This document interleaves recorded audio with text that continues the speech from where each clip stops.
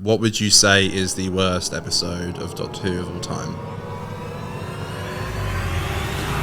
The Doctor Falls. Whoa! G'day and welcome to a brand new episode of Who to Be Buried With. Based off of Brett Goldstein's podcast, Films to Be Buried With, this is the podcast where we bring on members of the Doctor Who community. We tell them they've died and that the people of Doctor Who Heaven want to get to know them through the episodes that mean the most to them. Today's guest, oh my goodness me, is absolutely fantastic.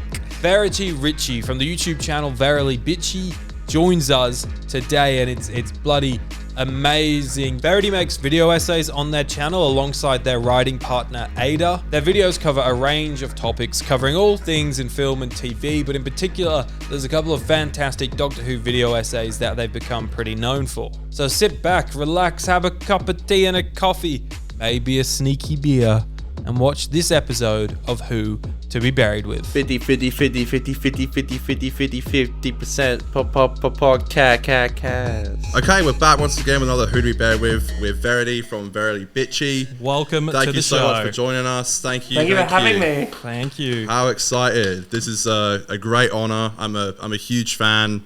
Absolutely. And thank you so much for doing this today. Really appreciate it. For sure. It's a pleasure. Where are you coming at us from? Because you're not in the UK, are you? I'm not in the UK, I'm in Slovenia.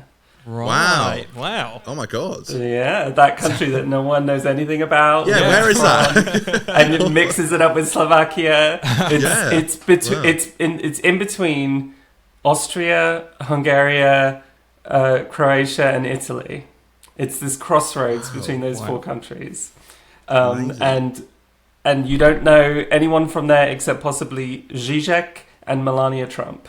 Yeah, Melania's from there. Wow. Right. Yeah. Wow. Well, the more you know. Damn, that's incredible. We like to start these off all the time by asking, how are you feeling about Doctor Who at the moment? Because it's always a crazy time to be a Doctor Who fan. How are you feeling? How am I feeling? I think we're all a little bit let down by Empire of Death. And I'm certainly let down by Empire of Death a little bit. But overall, I'm really glad for the last year of Doctor Who, the last 12 episodes. Actually, the last 13 episodes, because I liked Power of the Doctor a lot as well, more than like... Power of the Doctor, it's crap, but it's so fun. Mm-hmm. And then I loved the 60th anniversary specials, and this last season was very like 50-50, but like there are some real gems in there that I'm like so happy for that I'm like, okay, it's like there's some shit, but like there's some good stuff that is so good that it's better than Doctor Who has been in many, many, many years. So yeah, I'm nervous, but I'm excited and I'm hopeful. And I love Shutikawa and I love Millie Gibson and I'm super excited about the new companion. So I feel mostly good about Doctor Who at the moment. How do you guys feel about it? I'm a bit more positive than you. Yeah, I'd say so. Yeah, you just rewatched Series 1, didn't you? Yeah, so you're a bit more updated on that than me. For me, I'm just like bad taste in my mouth after the finale, and I think for ages I was like really feeling that, but now I've kind of I can look at season 1, the rest of it as like its own thing where there is some absolute gems in there. 73 yards. Are we a 73 yards fan? Yeah. I love 73 yards. Let's go. That's like our go-to question now. Yeah, to ask people. I think anyone who doesn't love 73 yards is foolish. Yes, and just doesn't get it. I mean, I get why some people might not get it, but I've heard some really I've read and heard online some really silly criticisms that were just kind of people not understanding. And sometimes it's just like, I don't know, I think people who've never lived in like small town countryside or anything like that don't understand and don't come from like smaller places, don't understand the like Welsh commentary that's happening in the episode, like the conversation about Welshness and like xenophobia, I guess. And it's such a good episode though. Like I could talk about 73 yards for an hour easily. Yeah, for sure. But no, it's not the answer to all my questions. Yeah. Would you say that 73 yards is your favourite episode of Series 1, or was there one that you enjoyed a bit more? Maybe it is. Because controversially, I do like Space Babies. I like Let's Ocean go. Road. I really I like Dot and Bubble. Okay. I like Rogue. I like what's the not Empire of Death, but the one before it. Legend of Ruby Sunday. Legend of Ruby Sunday. I loved Legend of Ruby Sunday the first time I watched it, and I still like it a lot. I think it's a really, really solid episode. It's just let down by this like.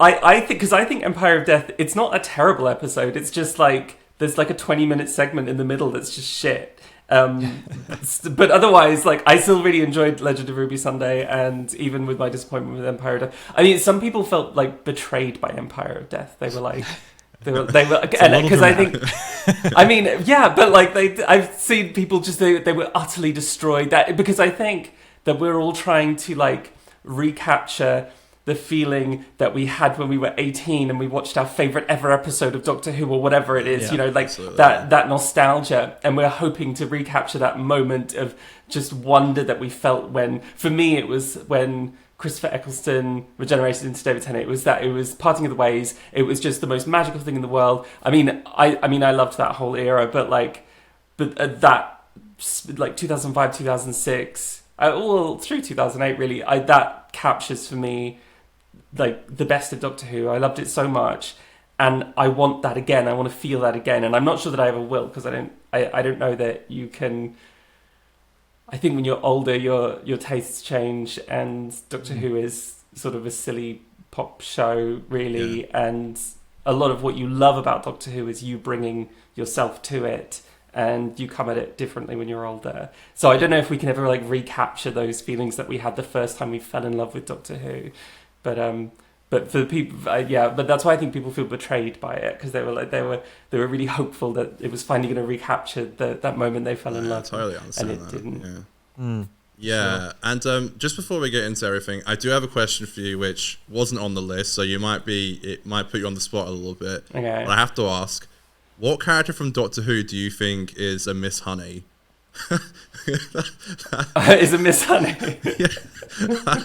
I feel like that's going to be a hard question to answer, but it might put you on the spot, but who do you think? Oh gosh, who is a Miss Honey? I don't know. That's a big question. Well, because this is about the Miss Honey gender spectrum. Yes, your latest video. Yes, that we did in a new video. Yeah. So the idea being that on one end of the spectrum you have like the lesbian-y, like supposed to be kind of like butch women who don't know how to dress themselves, and then the other end of the spectrum you have like overly feminine, Miss Trunchbull on one side and like Matilda's mum on the other side and Miss Honey in the middle. But interestingly, this I thought about putting something about Doctor Who in there, because this is all rooted in this Pygmalion play, which Leela, the Fourth Doctor companion, is also inspired by. Like, Leela is meant to be going on this journey from like kind of a Miss Trunchbull really to becoming a Miss Honey, but she never really does though. You get a feel of it, I think, in the Philip Hinchcliffe era through to like Talons of Weng Chiang, where she's finally wearing like Victorian clothing and stuff. But they intended for her to be Eliza Doolittle from Pygmalion, and that was meant to be part of her story. So I don't know, because you get characters like Leela who really kind of subvert it, and like characters like Ace. But who is Miss Honey? I don't know. Maybe Nyssa. Nyssa is like because Nyssa's so. I love Nyssa, but she's so bland, and she's not too far in either direction. She's just sort of fine, and that's kind of her whole characterization for her whole era. Is just fine. She's just a nice girl. But because Tegan is like an inappropriate woman. She's too loud, right? Tegan needs to shut the fuck up and like learn to be a respectable woman. But that's what's so fun about Tegan. But Nyssa is just she's just not much to write home about, unfortunately. That's great answer. I know that's on the spot, but yeah, brilliant. Well done, brilliant. I think we need to confess something though, Connor. Here we go again. Something, and it happens every time we have a guest on this Body podcast, mate. Yeah. And I don't know why it keeps happening. It's just what happens every time. Yep. Verity, I don't know how to tell you, but you've sort of died. Oh no. Yeah, it's rough news for a Saturday. Or any day, rather. But how did you die? So I died because I tend to get really hyper-focused on things, and when I do, I just ignore everything else in life. So I just got hyper-fixated on playing a video game, and I didn't get up to pee or eat, and then I just died because none of my bodily needs were fulfilled. That's great. What does that look like? Do you just sort of like pass out, or is it like what does that look like? It just looks like me sitting very, very still until someone comes to poke me. Yeah. until there's a weird smell, and then someone's like, "Are you okay?" But I'm not. I'm dead. That's a very unique and great answer. I like it. Do you have any big thoughts about what happens when you die? I don't think you go to heaven or hell or any kind of afterlife or anything. I do think we just go into the ground and get eaten by worms. But I do think it's possible that the worms eating us will absorb our personalities. So if you get suddenly a lot of worms who struggle to go to the toilet when they're hyperfixated, and love that's Doctor me. Who. Those are my worms. And watch a lot of Doctor Who, right? That is a good answer. Well, you are in luck, because there is an afterlife, and it's a Doctor Who afterlife. Isn't that amazing? The heaven of Doctor Who. That's It's so incredible. good. There is all sorts of people running around up there. You got Josh Snares, you got Crispy Pro, Yep. Barry's, a bunch of the goats over there. Yep, definitely. But we are there. What are we, guarding the gates? We're the Saint Christopher's. Is that what we call ourselves? Or Saint Peters. Peter's. Saint Peters, I Peter's. think, yeah. Yes. Yeah. Saint Peter's. Yes, of course. And we're deciding if you're coming in to join the party or if you're going down to hell. So we Right. got a few Doctor Who Doctor Who hell, questions to sort of validate if you can come in. Does that sound good? Do you know, if dying for real meant I just got to talk about Doctor Who for a long time, I would do it. I would be thrilled. Well, the very first question, we want to start at the very beginning. What was the very first episode of Doctor Who that you ever saw? The first episode of okay, so I think this might be a fake memory. Because, well, for one thing, I know that for some reason on a VHS tape, we had recorded somehow, possibly by accident, like episode 2 or 3 of Planet of the Daleks. And I was like 3 or 4. But I remember, like, as a small child, just occasionally rediscovering this VHS tape that had episode 2 of Planet of the Daleks on, and just watching it, and that was it. And that was my entire context for Doctor Who, was Jo Grant being helped by this invisible alien, and she had like fungus growing on her hand, and that all felt very real to me. But I also have a memory, and I think this must be fake. I remember specifically seeing the ramp of the Dalek saucer in either Dalek Invasion of Earth or Daleks Invasion Earth 2150 AD or whatever it's called, the Peter Cushing one, right? So it's possible. So I don't know which one it was, but I also remember there was a special 3D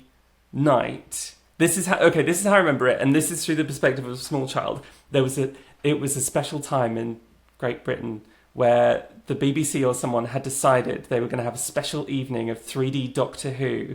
And so everyone in the country got 3D glasses and just watched Doctor Who in 3D. And it was probably the Peter Cushing movies or something. And that's my memory of it. But I have found no evidence that this ever happened. So I don't know why I think that this happened. But I know that I saw that fucking Dalek saucer with the ramp. I know I saw it as a small child. But I possibly constructed this memory around it about 3D glasses that never happened. But it's also mixed in with my memory of the Paul McGann movie. And that was 1996, and I was a little kid. So it's all like... And if you asked me to just tell you my honest memory, I would be like, in 1996, everyone in the world got 3D glasses so we could watch Paul McGann fight the Daleks.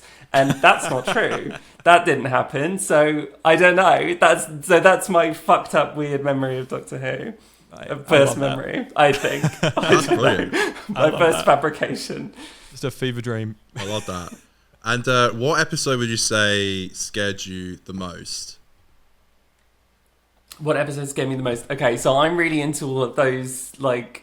I mean, anytime Russell T Davies tries to scare us, I'm just into that. I really enjoy that. I love Midnight. I love 73 Yards. I love Wild Blue Yonder. At the moment, I just feel like, and maybe this is just biased because of it just came out, but 73 Yards, just like, I found it so unsettling in a way that's also like, you know, like at least when you, I don't know, with Midnight at the end, we know that the Doctor and Don had got in the TARDIS and flew away, and like that's all good and that's fine. But like 73 Yards is unsettling in a way that is almost not very Doctor Who-ish. It's not really a very Doctor Who. It feels like it could be Torchwood or something. Like it's not, or just like but it's also because it's fantasy as well, right? It's like it's not even the same genre that we're used to in Doctor Who, and so I think and the Doctor's not in it really, and so I think that just felt unsettling to me in a whole different way. So at the moment I feel like the scariest is 73 Yards, but that might be biased because Wild Blue Yonder was fucking terrifying. That was brilliant. That was so good. The first time watching Wild Blue Yonder is just incredible. Like the not knowing, the thrill of the like episode 1 of The Mind Robber meets episode 1 of Ark in Space. Like that wonderful typical Doctor Who feeling of like, I've just arrived in a white space and I don't know anything and I have to try and discover what's going on. It's so Doctor Who-y, and I can't believe New Who has never done Wild Blue Yonder before because it's just so brilliant. Did you have a moment when we watched Wild Blue Yonder, both of us sort of got like 10 minutes in and we went, you know, I don't think this is the magical secret 60th special that we all sort of thought it was going to be. The multi-Doctor, and then 5 minutes later you sort of go, it's not that, but I love it for what it is. I wasn't, I think I knew that we weren't really being told anything about it, so I didn't want to know anything about it, so I didn't really know all these ridiculous theories about William Hartnell riding the Garmin, or like whatever it was supposed to be, Peter Capaldi trapped in the basement and whatever it was. So I was along for the ride. I think I did feel a mild sense of, like, I thought there would be a nice surprise there. I mean, I was expecting more, I think I was expecting more surprises, but I mean, I loved all 3 of the 60th anniversary specials. I thought they were brilliant. But I was expecting more old companions to come back or something like that. But I'm glad they didn't, because I don't think it would have worked as well. I think it was enough like backwards references while also being its own new thing. And Melanie Bush is now like my favorite companion, which is insane. Like, what a world. What dimension are we living in that everyone's favourite companion is Mel? Isn't that weird? It's so wild. Are you a crier with movies and TV? Yeah. Especially Doctor Who. Yeah, I love that. It's a very emotional show. Do you have an episode of Doctor Who that makes you cry the most? Okay. Listen. End of Time Part 2. No, not the episode. Listen, not the episode. No, not fucking listen. Jesus. No, listen annoys me. I don't like that we saw the Doctor as a small child living in a barn. That annoys me so much. Also, I hate that we saw Clara's grandchild and then immediately her boyfriend died after that, and they never had children. That was me so much as well. Right. How did they ruin the canon within the season? Like, that was so weird. The can of worms we just opened. Oh gosh, let's talk about Listen now. No, Listen does not make me cry. End of Time Part 2. Okay. Right. So End of Time Part 2. I know that people make fun of like how it just drags on at the end forever, but like I love the repressed Doctor from that era, and how well written his like repression is, and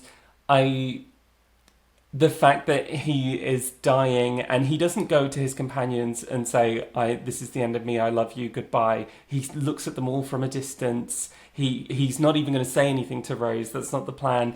And he's mourning his own death, but he's putting on a brave face in a way that the Ninth Doctor couldn't when he was with Rose, because he was with a 19-year-old and he needed to make sure she knew everything was okay. You know, like the Ninth Doctor's final speech is all about making sure Rose is going to be okay, and she understands that he loves her and this is a normal thing and he's saving his life by doing this. But the 10th Doctor ends up completely alone, and as the music swells, I remember thinking, okay, like, this is all, like, the music has guided me perfectly through this. We're coming to a close-up on his face. This is the last moment. He's seen everyone again. He's done the last things he wants to do in his life. He's had his reward. And then I thought, he's going to say, I'm ready. and he did not fucking say that. He did not say that. And it breaks my heart, because it's the most real human thing anyone could ever say. Like, of course, what you would say when you're completely alone in the world and you have nothing and there's no one else to worry about, just like your own fear of death and loss. What do you say? I don't want to go. I don't want this to be the end. I find it devastating. Just thinking about it makes me want to cry.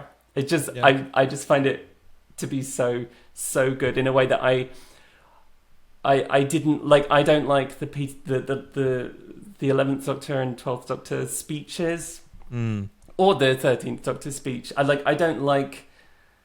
I don't know. That's a load of crap. It's too well. It's just like, it's artificial, and it feels like, hello, children. Doctor Who's going to change into another Doctor Who now, and it's like, come on, like, but what would he do? What would he say? I just thought it was so powerful to see, like, what would he really feel about this.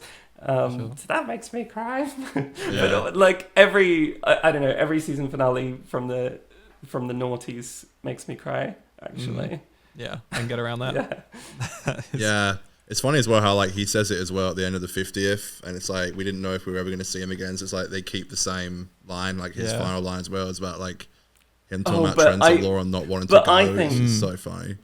Look, I think like, anyone who knows anything about my content will know I get really wound up by Stephen Moffat, and like, that's not to say I don't like Stephen Moffat at all, but I do get really wound up by him, and I think his interpretation of the 10th Doctor is just so different from Russell T Davies' interpretation of the 12th of the 10th Doctor. Like Russell T Davies is like, he is lonely and he needs love, and so he falls in love with Rose, and then Stephen Moffat's like, he was a slut and he loved to fuck, and so he was trying to fuck the Queen of England and all this stuff, and it's like, and then when his version of I Don't Want to Go, it's a joke, really. It's not. I mean, that's how it reads to me anyway. It reads as a joke, and I feel like it undermines the truth of that scene to take the piss out of it when he comes back. Personally, that's fair enough. Well, speaking of terrible, sorry, Aiden. I was just going to say, there's two things that Moffat loves, and it's just being horny in an episode and just taking the piss out of shit. I think that's what you got with DT there. Yeah. No, definitely. Which episode is regarded as terrible, but you love personally? Okay. Well, I don't know, because I feel a bit like every episode, I just feel like at least some group of people thinks every episode is terrible. Right? Like, I don't know, because I feel like, do people, like, you tell me, do people think the Star Beast is shit? We don't love the Star Beast. We don't love it. We'll be honest. Okay. I think people aren't like, I know people who do really like it though, for sure. Oh, for sure. Like, I know people who like it, Yeah.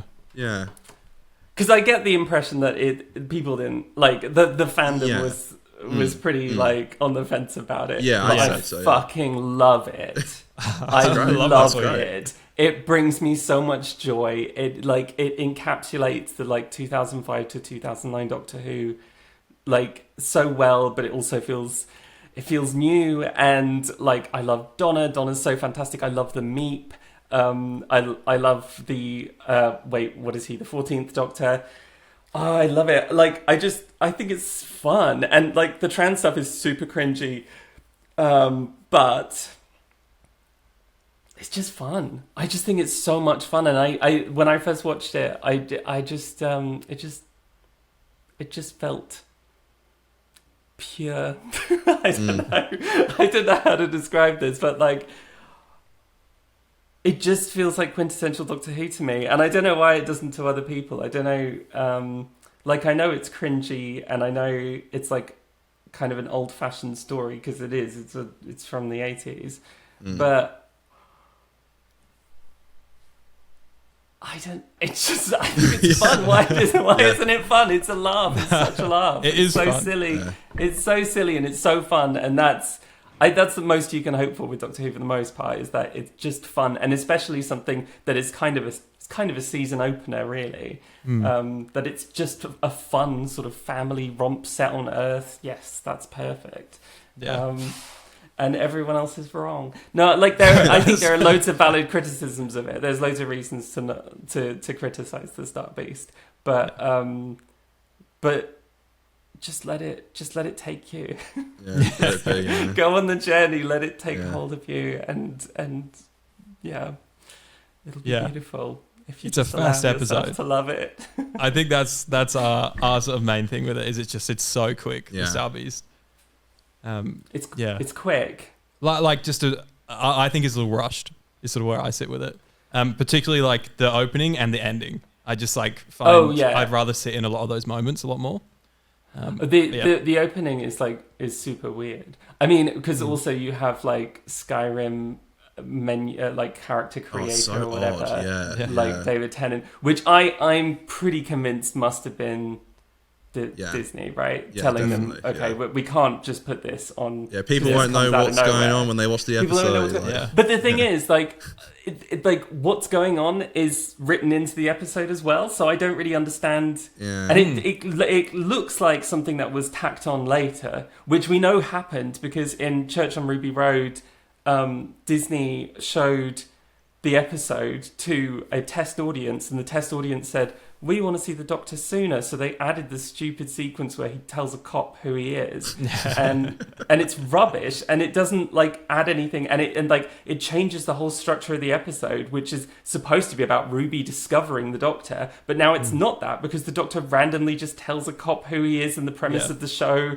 like 10 minutes in, and it doesn't make it. So we know that they were doing stuff where they were like, okay, no, this doesn't work, add something in, and I think the same thing happened with the Star Beast, but it does feel weird how quickly we just jump into it, for sure. But I think Rachel, the director, also said that she wasn't involved in that opening sequence. Yeah. So I think that's pretty telling. She wasn't involved in it. No. The character creator, the green screen. Yes. Yeah. Interesting. Yeah, no, I didn't know that. Interesting. Wow. Yeah, I think it's very interesting. I think as well with the I know with the Church on Ruby Road as well, it was also to do with the sonic screwdrivers, if you can call it a screwdriver anymore. But like it was to do with the sonic, because they show the sonic in it, because people were confused of bitterness in your voice. Yeah, well, if you can even call it a sonic. If you can anymore, you know, they were confused about that as well. So that's why he goes like, "Oh, my sonic just went ding," and it notices the ring in your like right to like breast spell pocket. It out. It's like, what the hell is this? Yeah, interesting. So that was also a thing in that scene as well, which was a bit like funny, but yeah. Alrighty, is there an episode that you used to love but now doesn't quite hold up? Yeah, there is. Let me tell you. Listen, no, that's not listen. Well, I'm torn about this because I want to say, because I really liked Flesh and Stone and leading, well, the end of Flesh and Stone leads into Vampires of Venice, and I think it's all kind of one thing. And I liked that at the time, and I thought it was all very exciting. But in hindsight, I watch it and I go, oh, okay. So this wasn't, because I was so, I think I trusted Moffat a lot in 2010, and I was like, he's gonna characterize all these guys as well as Russell T Davies did, and I don't think he did. I'm personally of the opinion that Russell T Davies is a great writer of character. He has great insight into the human soul. I think Stephen Moffat is a sex comedy writer who wrote Doctor Who as a sex comedy, but doesn't really have any insight into the human soul. And that's how I feel. I don't think he understands people very well, but I do think he understands his own personal desires, and all that stuff with like horny Amy and the boys having a literal dick measure, not a literal dick measuring competition, but a dick measuring competition. I mean, they make a joke about it in Vampires of Venice. It in hindsight all feels a bit like it, because I feel like Amy was really, really treated like shit as a companion, and really was just about him chasing the fantasy of like how he remembers hot girl companions from when he was a child, and he's like, now this is going to be my ideal hot girl companion. So I feel like I gave him a lot of leeway at first that in hindsight I don't have, although I still love I think 11th Hour is really, really good. I still really like 11th Hour, but none of it I don't think Amy's story paid off very well,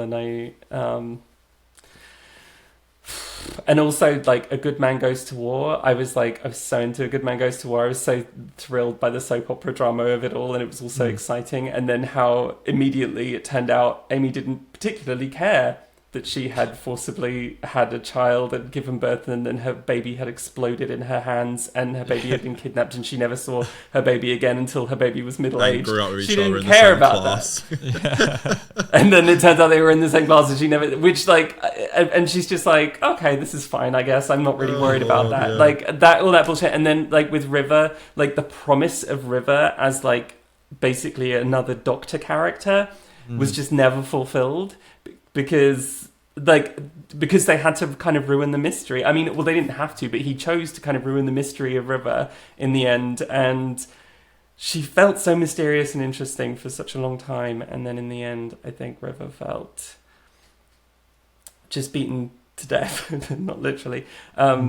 But I think by the time we get to, especially by the time we get to like Husbands of River Song, which I do like Husbands of River Song, but the idea that River is just like, Doctor doesn't love me, he never comes to visit me. It's just really, is this River Song? Is this her character?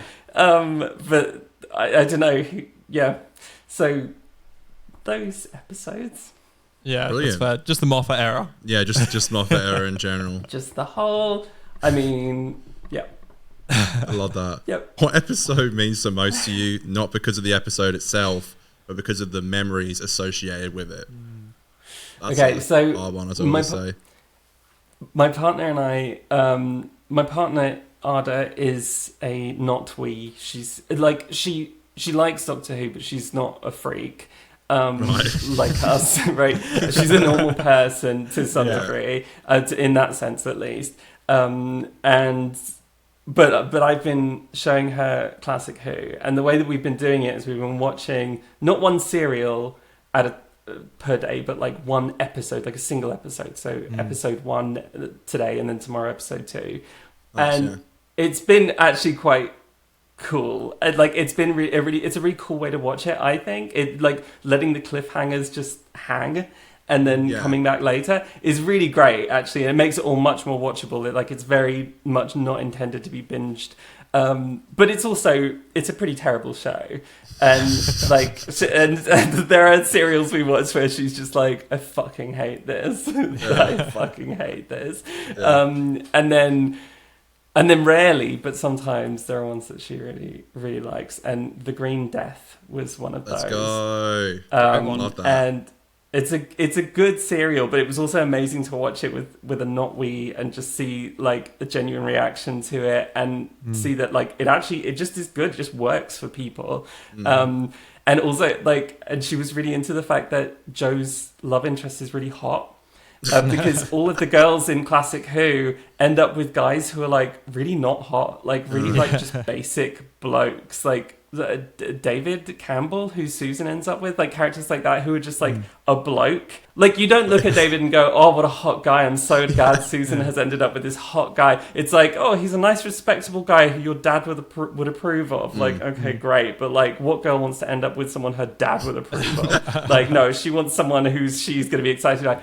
And the guy, Professor Jones in what's his name, Cliff Jones in Green Death, he is hot. And you know why he's hot? Because he was really dating Katie Manning, and she picked him because she was like, why don't we get my hot boyfriend to play my boyfriend in the show? So for the first time ever, the boyfriend is just super hot, and it's really exciting to see a companion. And especially Joe had a lot of little romances around the universe, right? A little like small, like she dated like on Peladon and Planet of the Daleks. She had a little romance as well, but for the most part, they're pretty underwhelming.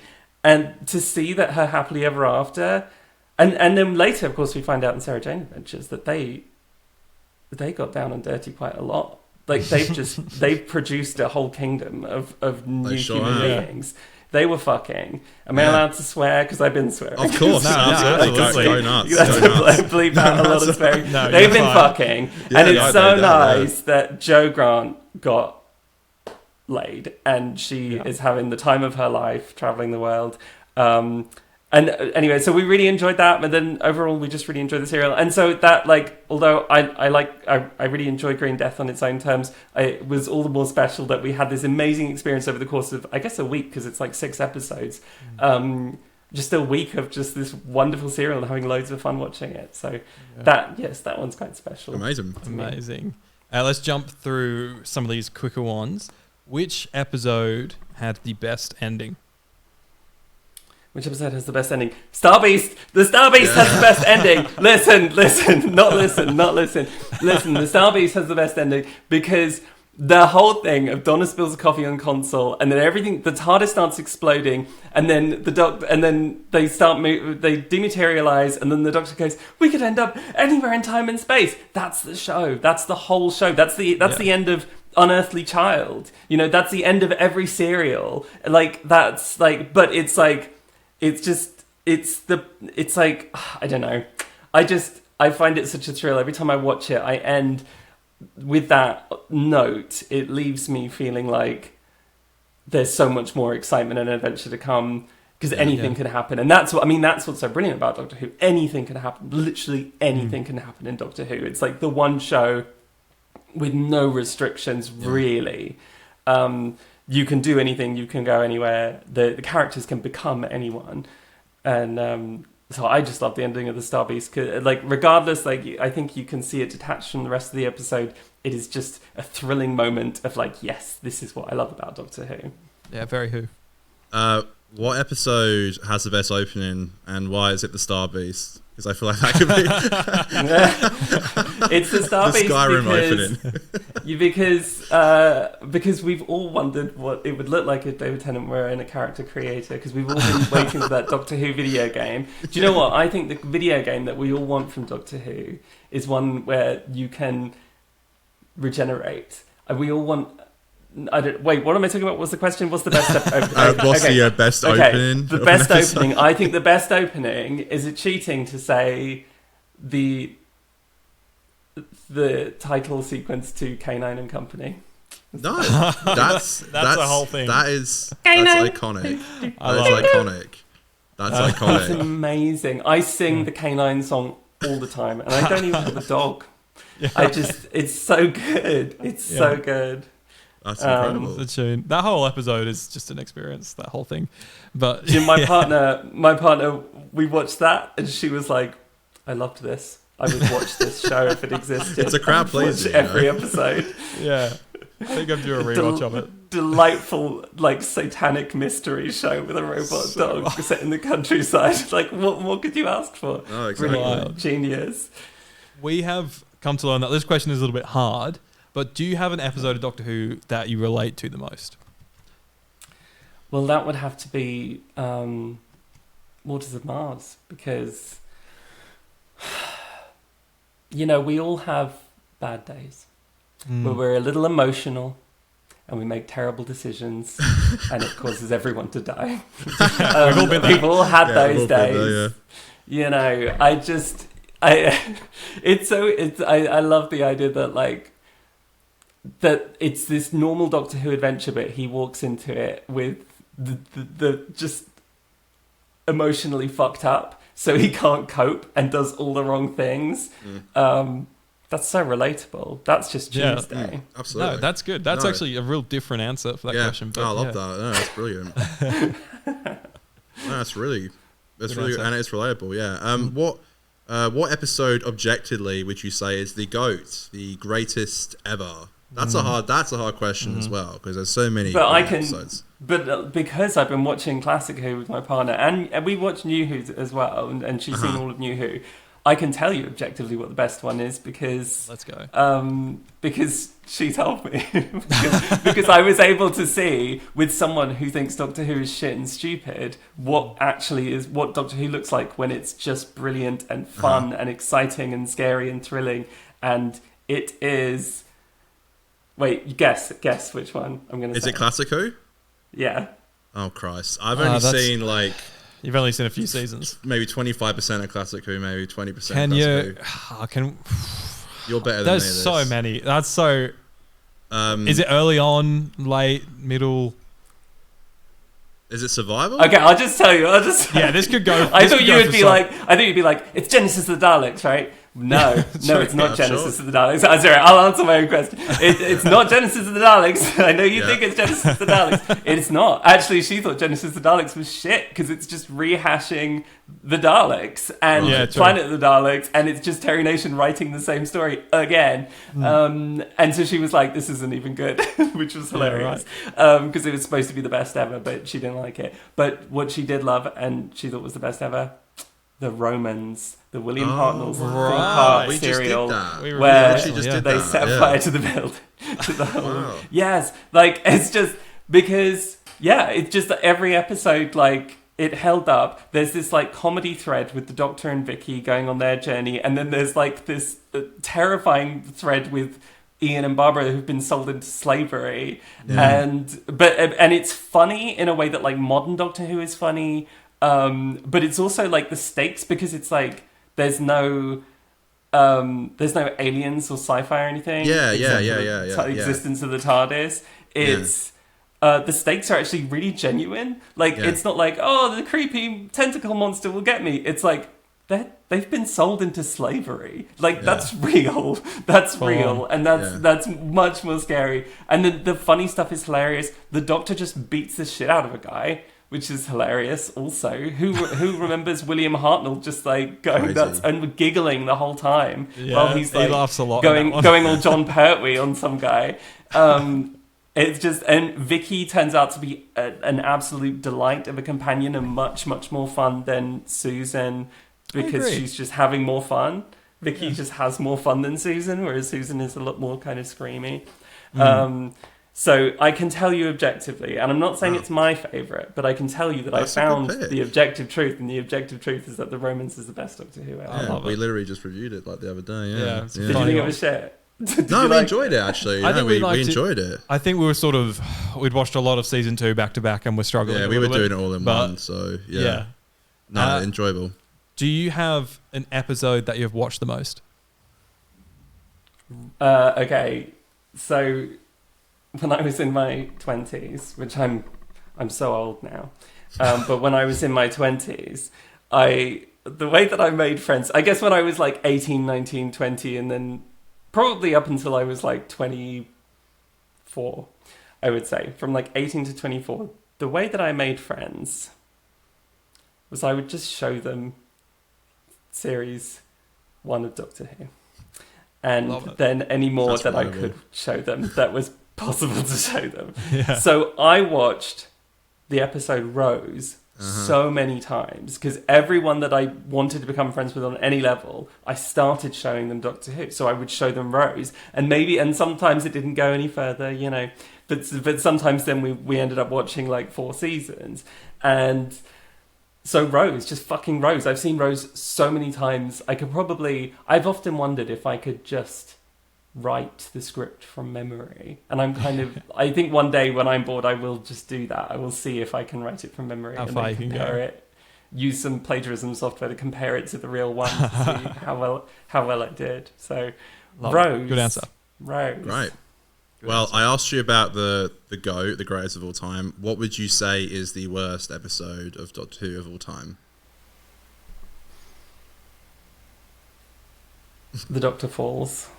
Whoa. Whoa. That's Controversial opinion. What? I know. Wow. I know. People are going to hate me. I mean, people already hate me. It's fine. I know what they think of me. They tell me in the comments section. Oh I know my. exactly what You they don't think look of me. there. If we look there, we'd feel the same way. Don't worry. Yeah, no. So the Doctor Falls, I think, is just so. I really like World Enough and Time. I like it a lot. I thought it was really fun and exciting, and I thought it was thrilling. And then I thought there was no proper payoff, and I think the Doctor Falls, like the idea of getting the two masters together in these very different points in their lives. Oh, great idea! So interesting. Like, how does the master act when she meets her former self? How do they compare with each other? They just wander around. And I know that she like shoots him in the end and then he shoots her back. Okay. But they spend most of the episode just kind of walking around talking. They don't really do anything. Right. They don't really do much. They're not really relevant to the story. Bill, who we've set up this... I think I liked Bill. I loved Bill. And I really liked... I was going to call it the puddle. The pilot. The puddle. The first episode, the puddle. Let's call it the puddle. It's called the puddle now. The first episode, the puddle, was great. And I really loved the setup for Bill as a new companion. And I feel that shooting a hole in Bill, having her live with the master for, what was it, like 9 years or something ridiculous like that? Yeah, a long time. So Bill knows... Oh, sorry, I'm moving the table with my chair. Oh, God. That's okay. So Bill has lived with the master and loved the master for longer than she was with the Doctor, right? So, like... What does that mean? Where do we go with that? Nowhere. Just drop it next episode. Right. Just forget about it. It's not a big deal. Now Bill's a Cyberman. She's just going to be a Cyberman. And then she's going to die. And then we'll just give her to the puddle, who she knew for 10 minutes in episode 1. And now they're girlfriends, I guess. So that's it. Travel in the universe.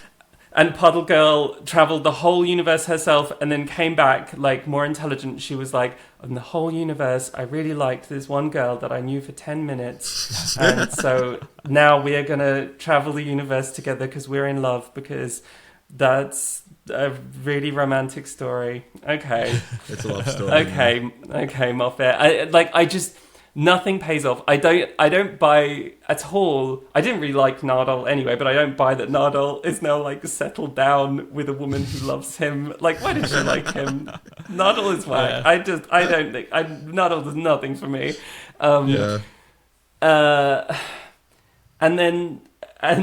the Doctor's, I don't know. I don't really like the sequence of the Doctor just kind of using his sonic, he doesn't use it like a gun literally, but it just looks like he's like using it like a gun, blowing up all the Cybermen, which is not very Doctor-ish, right? No, I don't think fair enough. Empire of Death didn't work. The Doctor Falls didn't fucking work, and I don't think any of the Moffat finales really worked very well, or most of them didn't anyway. I don't think the stupid one with Ishilda worked very well. I don't like the idea that there are just TARDISes everywhere in the universe now and everyone gets their own TARDIS. And also I didn't like Ishilda. Who liked Ishilda? Was anyone like, Ishilda's my favourite? No, I don't think so. Not a very pleasant character. Gallifrey, I don't need to see Gallifrey. Well, who wants to watch no, it's never been a good thing to show the general public fucking Gallifrey. Gallifrey. Gallifrey's stupid. So every Moffat finale is basically the answer. Yeah, my point, Moffat's finales are not better than Empire of Death, in my opinion. And I feel that criticising Empire of Death as if Moffat and Chibnall haven't just been putting out utter crap for their finales is unfair. But I think Doctor Falls is deeply overrated and is not doesn't have good payoff for Bill, doesn't have good payoff for the season, doesn't have good payoff for the era, for the Master. And then at the end, he doesn't even fucking regenerate because he has to go and hang out with for a Christmas special, William Not Hartnell. William Not Hartnell makes misogynist jokes Yeah. and is horrified by lesbians. It's so I was really, because I was excited about that season, and I was like down with that season until the end, and I didn't like Dr. Falls, and I didn't like enough. Twice Upon a Time either. Wow. So Do you have an episode that makes you laugh out loud a lot? The LOL. Banter. well, okay, again, watching with my partner, our watch through, we watched City of Death, which is famed for being like a great Douglas Adams one, but Love it. episode 2 of City of Death is hilarious, and it's perfect. Like, so some of the other episodes of City of Death, they just are running around Paris for like an overly long time while nothing's happening, with like calm music in the background. It's not very exciting. It's just like, well, that's Paris, that's lovely. But City of Death is mainly just people standing around a couple of rooms talking, and the dialogue is just amazing, and the performances are amazing, and it's just hilarious. And so we watched that recently, and it was just so fucking funny. So like core to like, and that's where comedy. I don't know. Very early Doctor Who didn't have a lot of comedy. It took a while to kind of really get to the place where it was like a comedic show. And then I guess like I didn't think the Fifth Doctor's era is very funny, or the Sixth Doctor's era, but I don't know. I think the City of Death really proved how great Doctor Who can be as comedy. But then again, the Romans did too. I don't know. But City of Death episode 2, that's my answer. Was Brilliant. episode 2 the one where Hilarious. he pretends to faint? Is that episode 2? Where he does like the fake fall and faint, and he like rolls around when they're looking at the Mona Lisa? Oh, I think surely Is that's that episode, 2. I is think that episode that's 2. 2? I think when he does like the 'cause fake faint. I think episode 2 they've got him in. Oh, I don't know, because I'm thinking of when they've got him in back at the guy's house, the green tentacle guy's house. Yeah. What's his name? Scarleone or something. I think that's right, yeah. Something like that. Scaroth. The Scaroth. Yeah. All of these sound right. I don't know, just keep agreeing. Yeah, but sure. Because most of the comedy is just like in his house. Yeah, I can't remember if it starts off in the Louvre or not. Louvre, but, that's it, yeah. The Louvre. But Good choice, though. Yeah, the comedy at the house is just incredible. It's good. Well, you know, you've known us for a brief time. Yeah. But if there's one thing you know about us, it's me and Connor. We carry a coffin around with us absolutely everywhere we go. And, you know, we heard that there was something going on in... Sorry, did you say Scandinavia? Was that it? Yeah. Yeah. Slovenia? We love it there, it's one of them. And we were just touring Europe. And we came over and we were like, oh, hey, Verity, you have... not gone to the bathroom or not done something, and your bodily fluids have not gone well, and you have passed out and unfortunately died. Yep. So us with our coffin, we're like, okay, we'll get Verity in there, we'll do the job. Boom. Chucking you in, we'll chuck in a few of the Doctor Who Blu-rays or whatever that you were watching as well. The games you've been playing, yeah. Yeah, just the things that distracted you. And there's the worms that have eaten you from the Doctor Who worms. The Doctor Who worms. They can go in there as well, and your 3D glasses, whatever. By the time we got all that stuff in, there's only room for one last thing, one last disc, I guess, with one episode of Doctor Who on it. And this one episode of Doctor Who is the one that you're going to take to the people of heaven to show your love, what Doctor Who means to you, essentially. What would that episode of Doctor Who be? I have found that it's really fun to show people who have seen New Who episode 3 of The Chase. Episode 3 have you guys seen The Chase? Yes. Yeah. I love that. Because The Chase, like, half the episodes are fucking terrible. But episode 3, they are being chased through time and space by the Daleks through the time vortex, and then That's the funniest they thing ever, land yeah. in New York on the Empire State Building, and it's all like, and it's comedy, and then they land on the Mary Celeste, and the Daleks kill everyone, including I think a baby, which is pretty crazy. but it's so funny, but also like, I think it's what people think Classic Who would be like. I think it's kind of like what Classic Who could have been. and what people would like to imagine classic Who was like. And it feels very modern Who in a way, like the idea of like visiting contemporary America and stuff just briefly and then popping back in the TARDIS and flying off again. Because in classic Who, they never use the TARDIS for anything. They never do any short hops. Yeah, right? it's just start and end of the episode. Yeah, it's just to get them places. So it feels very modern. That's a great pick. Yeah. And it's just funny. Yeah, it's funny and it's fun and it feels like modern Who and it's very quintessential Doctor Who. So let's say that one. It's probably not love that's it. I think that's a very good choice. I like that a lot. Realistically, I want all of like series 1 right. Blu-ray or something like that. But we'll say the Chase episode 3 because it's so good. Just show it to your friends. I recommend all you listeners out there, go and show the Chase episode 3 to someone who's seen like some casual viewer of modern Doctor Who, and they'll be like, that was fun. I love it. And that will be pleasant. Verity, this has been amazing. Thank you very much for your time. We are going to let you into Doctor Who Heaven. I say yes. Do you say I say yes? yes. We say yes. You've done an amazing job. But no, guys, it's okay. I'll just stay here and talk to you more, just forever about Doctor Who. No, you go through. It's okay. Where can people find you, Verity? You can find me on YouTube under the name Verity Ritchie. I'm a video essayist, and I've got a couple of Doctor Who video essays. One about like trans Doctor Who stuff, the idea that the Doctor is trans now, but also like are the Daleks even men? You know, and then an episode about Doctor Who and women and the gendered role of the companion.